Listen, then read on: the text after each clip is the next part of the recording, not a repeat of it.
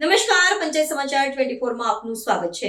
દાહોદ જિલ્લામાં ટીબી મુક્ત ભારત અભિયાન 2.0 અંતર્ગત આરોગ્ય વિભાગ દ્વારા છેવાડાના વિસ્તારોમાં સઘન તપાસ ઝુંબેશ હાથ ધરવામાં આવી છે।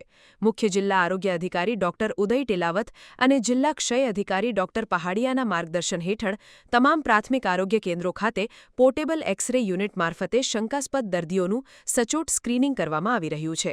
ક્ષય રોગના જોખમવાળા વિસ્તારોમાં વહેલાસર નિદાન કરીને તાત્કાલિક ધોરણે તબીબી સારવાર શરૂ કરી શકાય તે આધુનિક ટેકનોલોજી આધારિત આ કેમ્પોનો મુખ્ય ઉદ્દેશ્ય છે।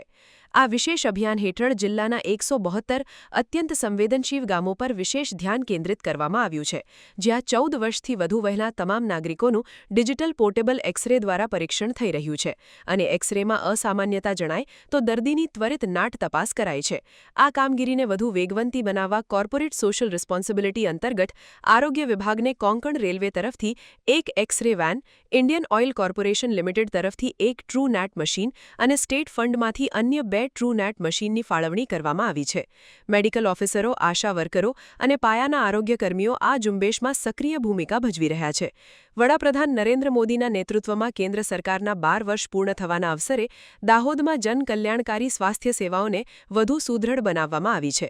આ અંગે પ્રતિભાવ આપતા જિલ્લા ક્ષય અધિકારી ડોક્ટર પહાડિયાએ જણાવ્યું હતું કે સઘન અને આધુનિક સ્ક્રીનિંગના પરિણામે દાહોદ જિલ્લામાં સરકાર દ્વારા અપાયેલા લક્ષ્યાંક સામે 100%થી વધુ કામગીરી નોંધાઈ છે।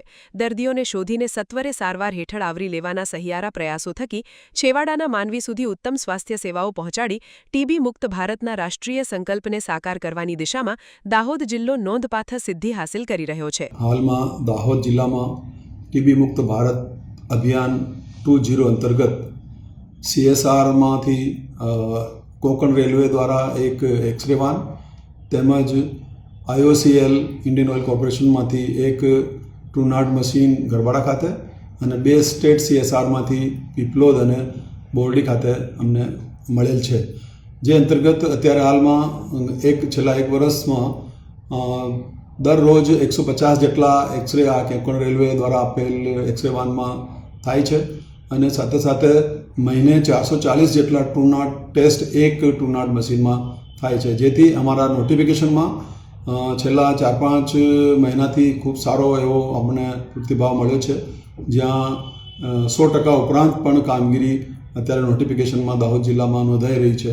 એ ટીબી મુક્ત ભારત અભિયાન અંતર્ગત 2026માં મેક્ઝિમમ અમને પેશન્ટ શોધી અને એમને સારવાર પર મૂકી અને ટીબી મુક્ત ભારત અભિયાન અંતર્ગત અમારો ફાળો સારો રહે એવા પ્રયાસ છે।